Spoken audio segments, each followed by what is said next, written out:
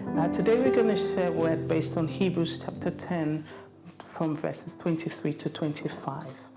Let us hold unswervingly to the hope we profess, for he who promised is faithful. Verse 24 says this, and let us consider how we may spur one another on toward love and good deeds, not giving up meeting together as some are in the habit of doing, but encouraging one another, and all the more as you see the day approaching. I think this scripture is quite popular, at least 25 is very popular. As we join the writer of Hebrews, he tells us a few things that we want to learn from this scripture. Let us hold unswervingly to the hope we profess, for he who promised is faithful. Now, that just gives me a picture of somebody holding on for dear life. Now, I remember years ago going to the fun fair, and the person I was with on the ride was so terrified. Now, he held on like literally for his dear life. So when the roller coaster stopped, he even refused to get out. We literally had to pull him out while he was still holding onto the rails. And it reminds me of that kind of picture.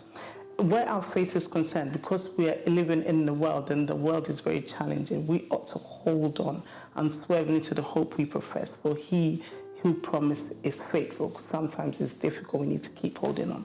But verse 24 says, and let us consider how we may spur one another on toward love and good deeds. Now, when it says consider, it means that we need to pause. We have to think about it carefully before we make that decision. So in other words, we ought to spare one another, or we ought to encourage one another. And it's really important because God expects you and I to do that with our brother and our sister. Let's consider how we may spare one another on toward love and good deeds. I pray for you, brother, sister, and myself, that we are not the one that discourages somebody. There's some people that are in the habit of just discouraging people.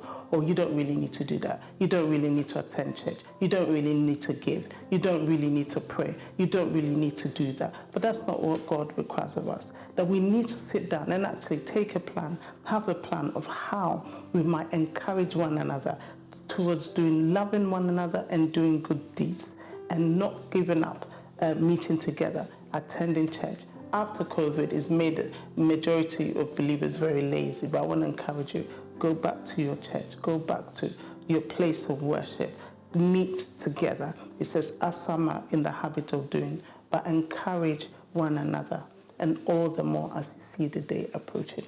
Every single opportunity you get, encourage your brother, encourage your sister. God bless you. Thank you so much for joining me.